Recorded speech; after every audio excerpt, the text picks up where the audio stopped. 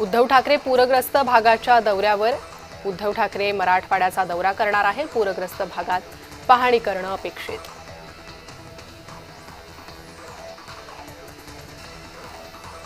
अजित पवारांकडून बीडमध्ये पाहणी सुरू झालेली आहे। मांजरा नदीच्या पुरामुळे झालेल्या नुकसानीची अजित पवारांनी पाहणी केली आहे। याशिवाय चौसाळा जवळच्या पुलाची पाहणी करून अधिकाऱ्यांना पुलाची उंची वाढवण्याबाबत सूचना उपमुख्यमंत्री अजित पवारांनी केल्या आहेत।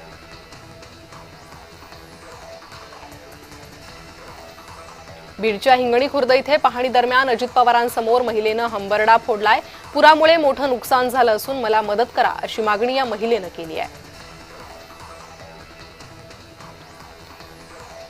नुकसानग्रस्त शेतकऱ्यांना 50,000 रुपये हेक्टरी मदत द्या अशी मागणी काँग्रेस प्रदेशाध्यक्ष हर्षवर्धन सपकाळ यांनी केली आहे। ज्या शेतकऱ्यांची खरडून जमीन गेलेली आहे त्यांना 5 लाख रुपयांची मदत मिळावी अशी मागणीही ते करतायत। गेल्या काही दिवसांपासून उत्तर पुणे जिल्ह्यात सतत कोसळणाऱ्या पावसामुळे टोमॅटो बागांचं प्रचंड नुकसान झालंय। आधीच टोमॅटोला बाजारात कवडीमोल दर मिळतोय, दुसरीकडे पावसामुळे टोमॅटोचा शेतातच चिखल झालाय। शेतकरी संकटात असून मदतीची याचना करतायत।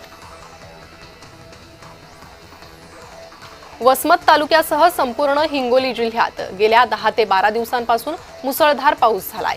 सोयाबीन, कापूस, हळद, तूर पिकाचं नुकसान झालंय। ऐन सणासुदीच्या तोंडावर शेतकरी संकटात आलाय। शेतकऱ्यांना हेक्टरी 50,000 रुपये नुकसान भरपाई द्यावी अशी मागणी सरपंच संघटनेनं केली आहे।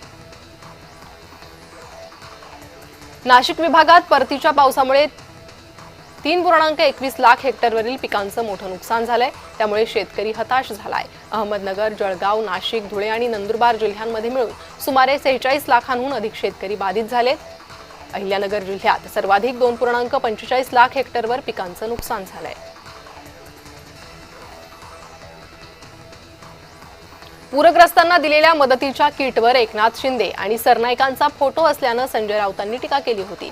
यावर गोगावलेंनी प्रत्युत्तर दिलंय। तुम्ही तुमच्या नेत्याचा फोटो लावून मदत करा, ज्या नेत्यांच्या नेतृत्वाखाली काम करतोय त्याचा फोटो लावला तर चुकीचं का असा सवाल त्यांनी केलाय।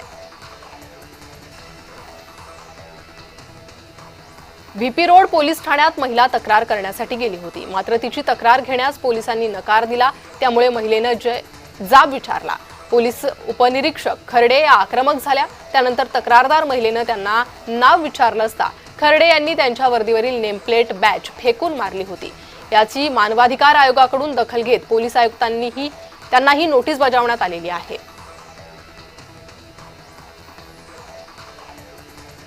लक्ष्मण हाके यांचे समर्थक पवन करवर मोर्चासाठी जात असताना गेवराईत त्यांच्यावर प्राणघातक हल्ला झाला। त्यांना मारहाण करण्यात आली। याच पवन करवर याची हाकेंनी रुग्णालयात जाऊन विचारपूस केली आहे। आरोपींना अटक नाही केली तर जिल्हाधिकारी कार्यालयावर मोर्चा काढण्याचा इशाराही दिलाय।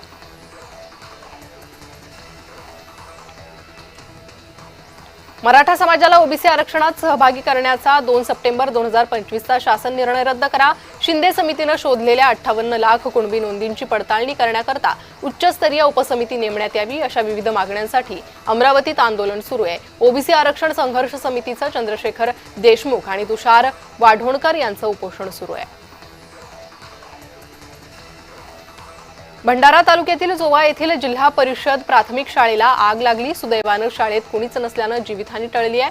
मात्र वर्गखोल्या, शैक्षणिक साहित्य आणि मुलांची अभ्यास सामग्री जळून खाक झाली आहे। शाळेत अग्निशामक यंत्रणा किंवा सुरक्षेची मूलभूत साधनं नसल्यानं ग्रामस्थांनी संताप व्यक्त केला।